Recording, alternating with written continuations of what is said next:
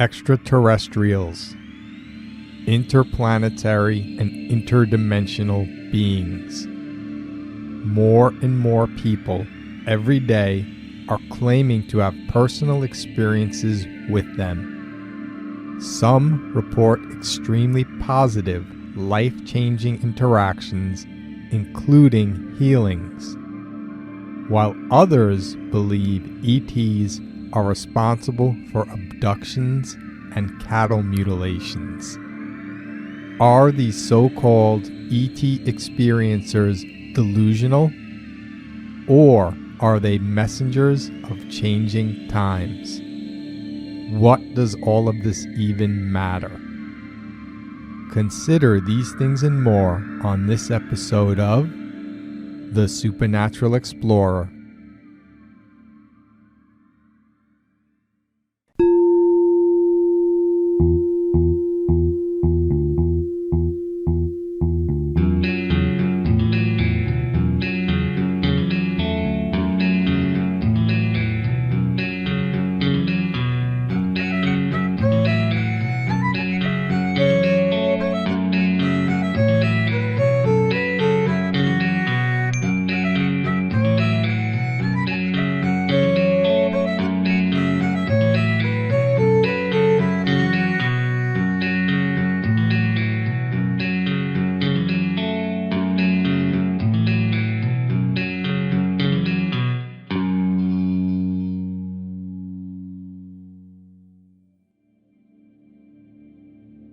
Hey, Supernatural Explorers! Welcome to episode 23, Hanging Out with Extraterrestrials. Most weeks, I don't know what I'm doing my next show on until I notice some synchronicity or get some sign that gives me a clue. This past week was no different. Last Thursday, I spent 16 hours straight doing video editing for the YouTube version of my show. I wanted to get it out for Friday as usual because I know some people enjoy visuals over just words. Even though I wore my beta blocker glasses the whole time, 16 hours was just too much screen time for my eyes, and I woke Friday to a severe migraine that I could feel emanating from my eyeballs. Like most migraines, in addition to the unbearable pain in my head, everything was annoying the crap out of me. I normally enjoy hearing the birds singing outside in the morning, and even that was annoying me. Through trial and error, I found that if I sat in a lounging position, with the temperature in the room just right, and it's slightly dark, and I kept my eyes closed, and I didn't think anything, then the pain dulled enough to be bearable. I tried a few times to even just peek at my phone, or to lie down instead of sitting up, or to think about what the next episode might be instead of just thinking nothing. But all those things resulted in pain. And that pain quickly turned to nausea if I didn't go back to my non-thinking, lounging state. After hours of resting, though grateful I was able to keep the pain at bay, I was starting to get a little bored. I decided, why not try listening to a podcast? I figured I could maintain my same pain-free position, eyes closed and all, and I wouldn't even have to think, I could just listen. Because looking at my phone was painful, I quickly picked one of the next podcasts that was up in my queue. It was a show that I had recently subscribed to called The Whatcast. It was episode number 318, and the hosts, Mike and Mateo, were talking about the new documentary on Amazon Prime entitled Walking with the Tall Whites. First off, I was very happy that I found something about their voices to be soothing. They both came across as laid back, easy to listen to, fun, and entertaining. On top of that, they were discussing one of my favorite topics, Extraterrestrials. They had both just watched Walking with the Tall Whites, and they were running through the show and sharing their thoughts. In short, the documentary is about retired Air Force veteran Charles Hall and his 2-year friendship and experiences with extraterrestrials that were living on Nellis Air Force Base in Nevada in the 1960s. Okay, I need to hit pause here for a second and explain something to you that I am learning from doing this podcast and listening to others. This is something I touched on in my last episode on overcoming sleep paralysis and alien abduction. And something I didn't fully grasp until I re-listened to that episode, even though I was the one who had outlined it and discussed it. In that episode, I pointed out how some people who suffer from sleep paralysis and think they see and experience something real attacking them, those people also suffer from the signs and symptoms of post-traumatic stress disorder. So they suffer real trauma. I went on to say that what made something real, in my opinion, was if it had real effects. Just this week, I fully grasped what that means. In listening to podcasts, stories, or anything for that matter, what matters most is the effect it has on us. The way I used to say that everything happens for a reason, or there is a lesson in everything, I still believe both are true, but I now think the more important, or definitely the more pressing point is how something affects you. What is real or not, true or not, can always be debated among people. But only you can know what really affects you and how, and nobody can debate that with you.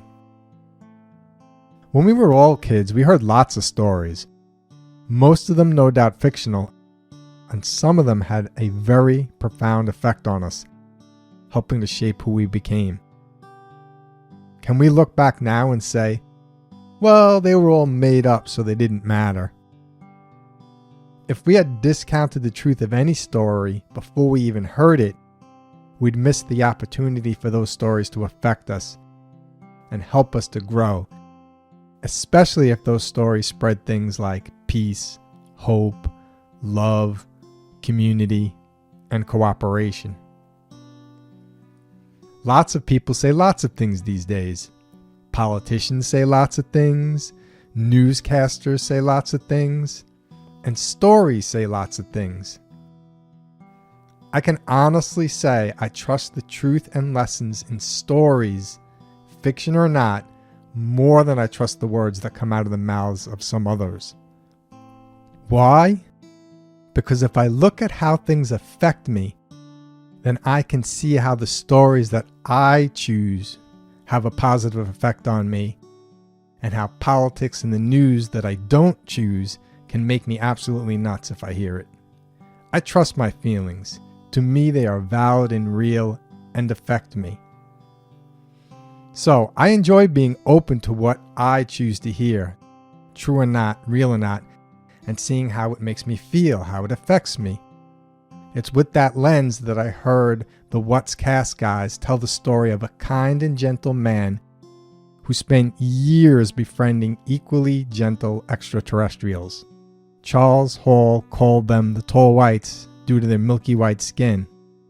I recommend you listen to the Wattcast episode if you want to hear more about the story.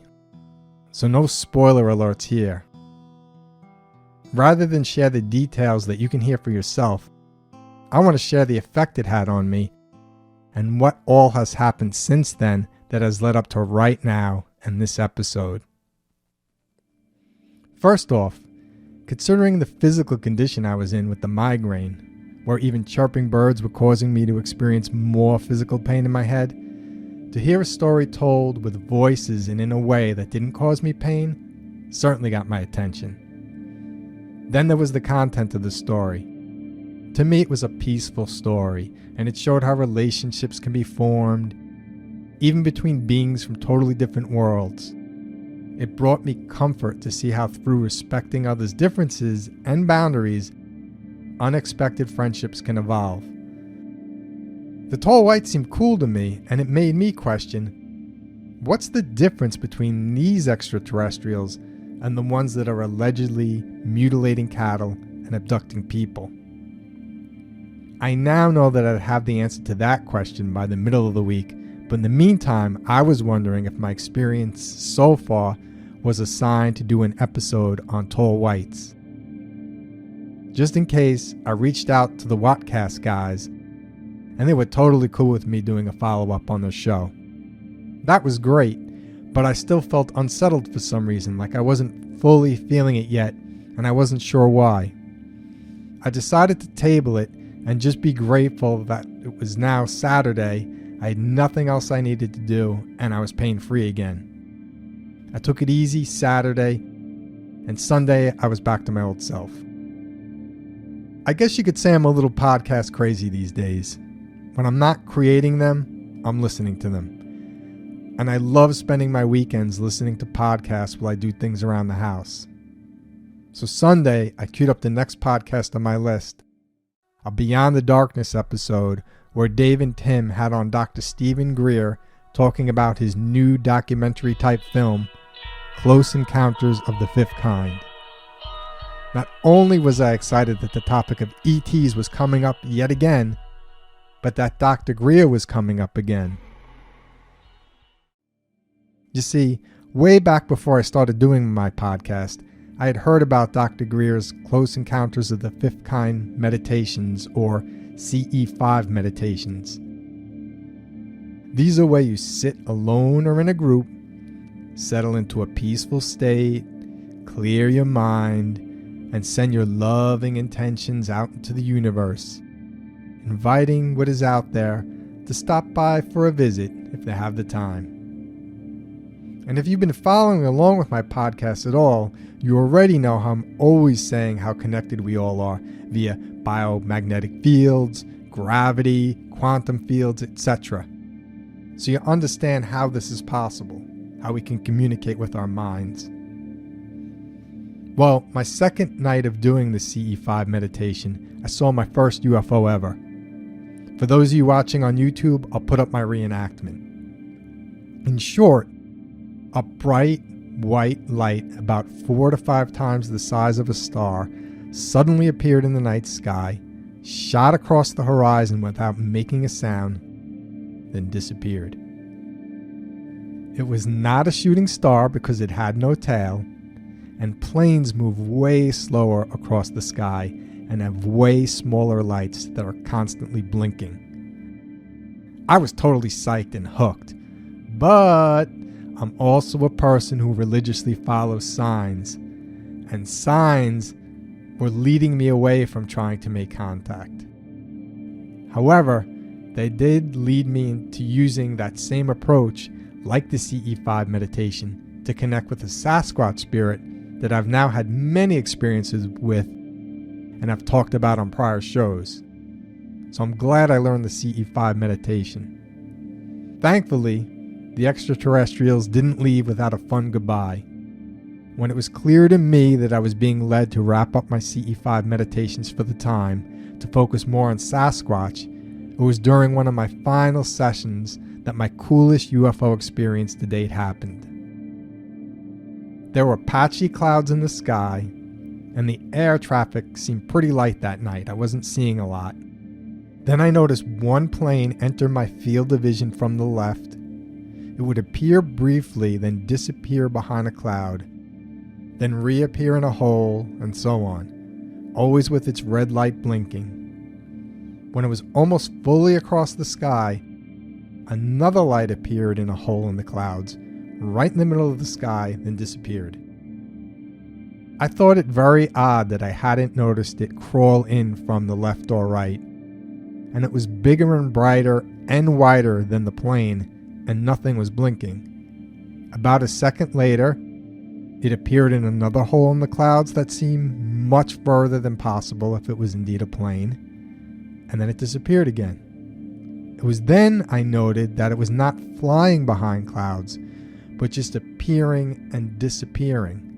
A second later, this light did the same thing in another random hole in another place in the sky, then another, and went on to do this about a dozen times.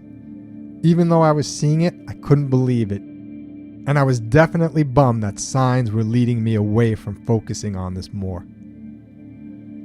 About a year passes after that, and then I hear a podcast on the tall whites, followed by another on the new CE5 film that's out. And I'm asking myself, are these signs? I certainly wanted them to be, so I did what I normally do when I'm unsure. I asked for a sign. For about a solid year now, Jen and I, a few times a week on average, have been going on this 3-mile walk around the neighborhood. Most of it's on sidewalks, but part of it's on a paved trail that goes by a man-made lake that's about the size of a football field. When we get to the lake, we stand by the side of it for a few minutes hoping to see a turtle. At best, if we're lucky, we can spot a head pop up, but even then it's usually about 30 feet away, never close. When my podcast led me into learning about and meeting Pan, I'd asked him, "Hey Pan, you're a nature spirit. Can you please help Jen and I see a turtle?" I did that for a few weeks and nothing. Then I remembered my very intuitive friend Marie talking about her experiences with Manon McLear, Son of the Sea. He totally reminded me of Aquaman, so I introduced myself to him and asked him, "Hey Manon, can you please help Jen and I see a turtle? I know it's not the sea, but it's water, so maybe." I did that for a few more weeks, still nothing. Then Jen and I are out for a walk, and I'm telling her about the tall whites and the new CE5 movie I want to see, and my wondering if I'm getting signs. And I say to her, maybe I should ask the ETs. Maybe they can have a turtle appear. That would be a clear sign. She agrees, and so I ask aloud that if they do want to resume connecting, if it is time again, that they have a turtle appear. Then we forget all about it and continue our walk. We approach the lake, same spot as always, and about 3 feet away from us, on the surface of the water, fully facing us, is a nice-sized turtle, at least as big as a frisbee. I honestly think that all 3 of us were equally shocked to see each other. We stayed frozen like that for about 10 seconds, just looking at each other. Part of my brain thought about all the podcasts where people encounter things but don't remember to take pictures. As soon as I went to reach for my camera, it broke the spell and the turtle quickly went under the water. Jen and I were freaking out, both fully acknowledging I'd called out to the ETs and they had delivered. And I'd gotten the official green light and invitation to hang out with my ET friends again and get to know them better. Despite all that, I still didn't know where I was going with the show yet. But I knew I wanted to watch Close Encounters of the Fifth Kind to see what the latest was in connecting with ETs via our hearts, minds, and peaceful intentions. It was available for rental Tuesday, and I watched it alone that morning and again that night with Jen. There was lots of UFO footage from actual CE5 meditations, and I don't want to spoil it for those of you who haven't seen it yet, but I will mention one little part that affected Jen and I a lot. So lower the volume for a minute if you don't want to hear it. They showed a picture of an ET that materialized as a light being during a group CE5 meditation. This ET then later appeared as a ball of light and visited this old man who suffered hearing loss and couldn't hear good at all, even with his hearing aids. The man hung out with the ET for about 45 minutes, and before the ET left, he asked the ET if he could do something about his hearing. The next morning and since then, the man has not needed hearing aids, and he hears perfectly fine. How does hearing that story affect me? It makes me believe in hope, in healing. It makes me believe that wonderful things are possible, which I know personally increases the likelihood that wonderful things will happen for me. After all, we all head towards what we focus on, and I'd like to be headed toward positive things. And this whole Close Encounters of the Fifth Kind film felt very positive for me. I highly recommend it. Side supernatural note, how amazing is it that people often comment on how they believe in the ability of Sasquatch and other paranormal entities to materialize from balls of light. And this CE5 movie had extraterrestrials materializing from balls of light. I love this stuff. Back to my story. Tuesday late night rolls around and I'm totally psyched to be checking out the next episode of The Secret of Skinwalker Ranch, which I'm now shortening to SSR and giving you a heads up, spoiler alert, up to Season 1, Episode 4. With SSR, I'm really starting to love these people.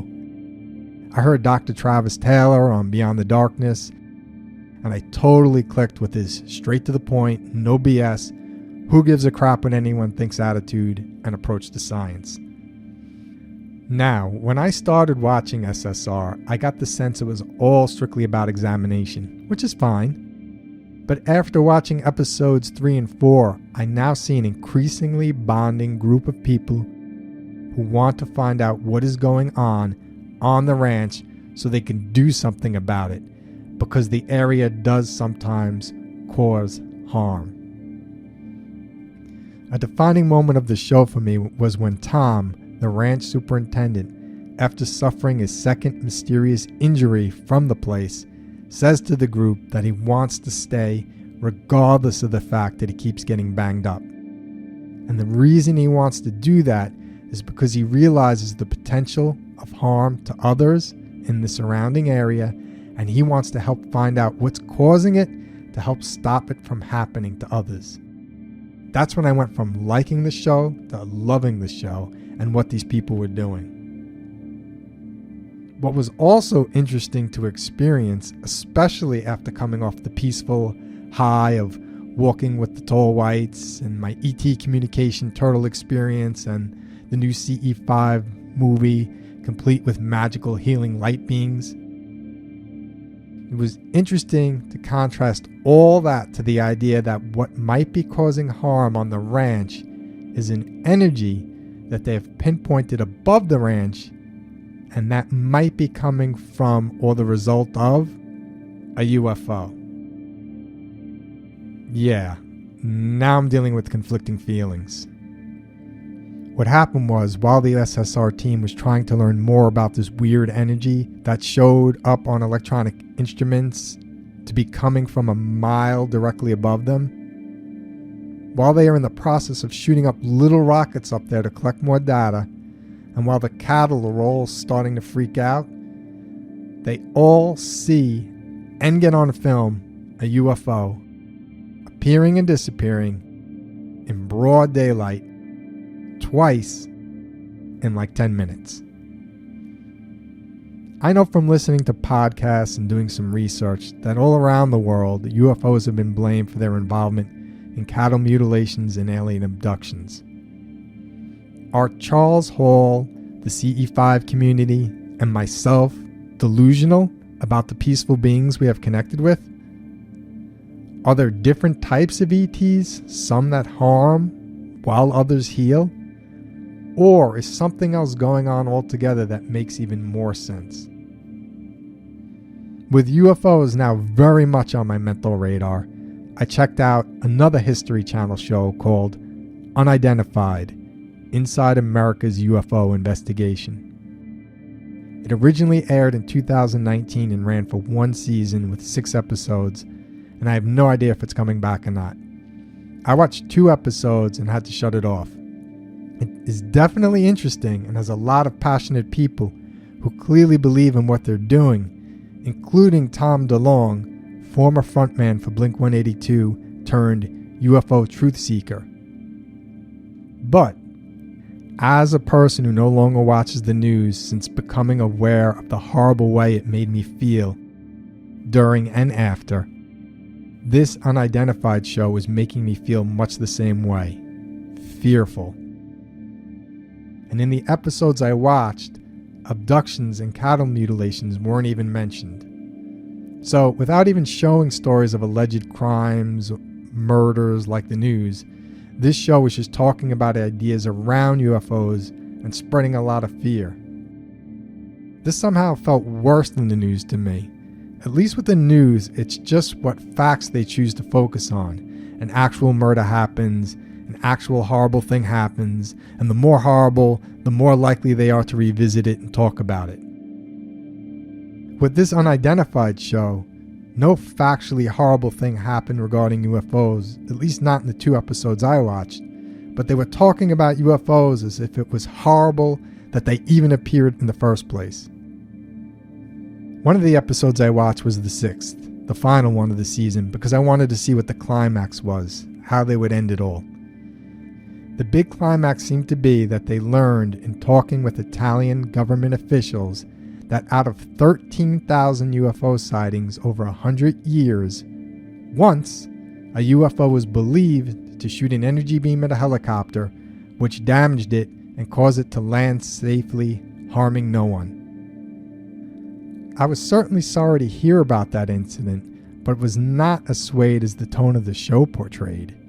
This episode included sentiments about the UFOs like increasingly dangerous, clear and present danger to national security, threat to the world, threat to America, we'd be helpless against them, and even included part of a Ronald Reagan speech to the UN where it considers how wonderful it would be if the world would unite over facing an alien threat.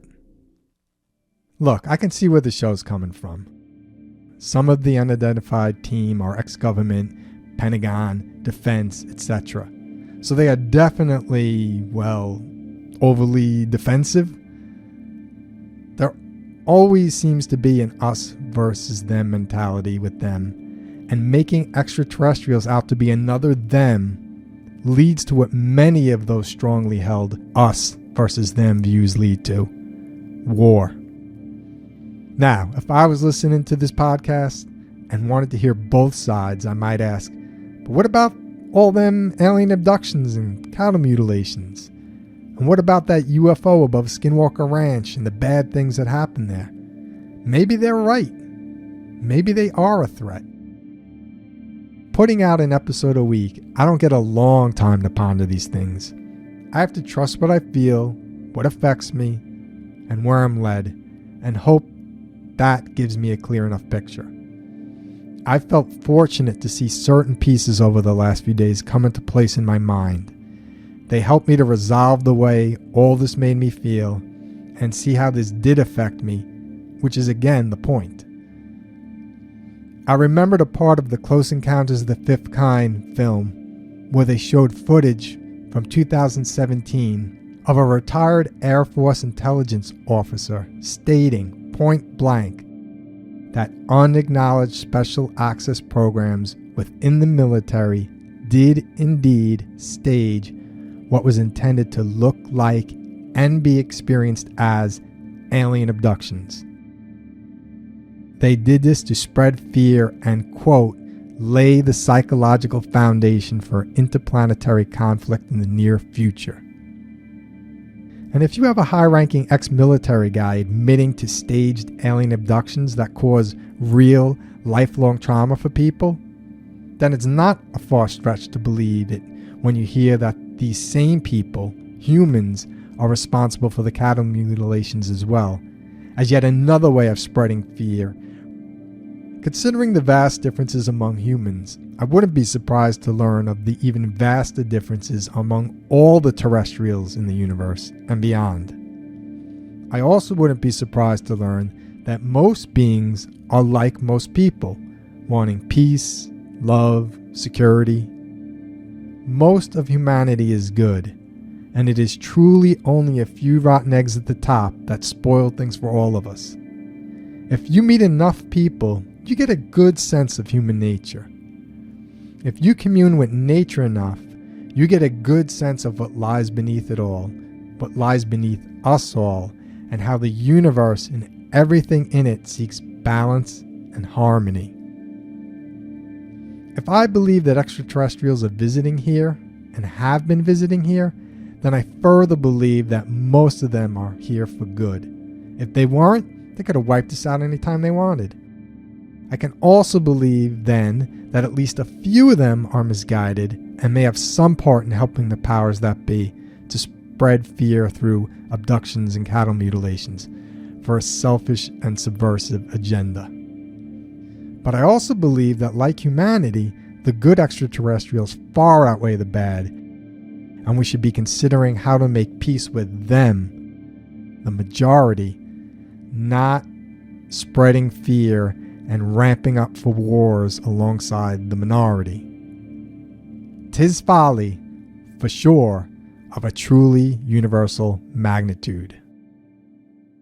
Further, if we look at the history of things that come from above, their overall message, and after result, I think this helps to give a clearer picture of what seems to be going on here today. Things that are historically believed to come from above, whether from holy people that seemed extraterrestrial, or holy extraterrestrials that seem like people, things that come from above bring a message that can be summed up so easily, like my young niece did after finishing a religious studies course, when she stated that it all points to love one another, don't be a dick.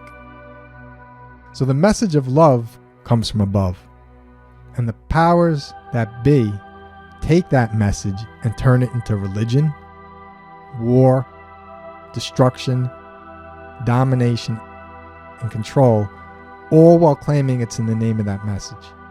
I personally trust the messengers from above way more than I trust the men who are seemingly, obviously trying once again to twist the meanings of those messages for their purposes. It's the same old shtick, and it's getting old. At least that's the way all this makes me feel. That's the way it affects me.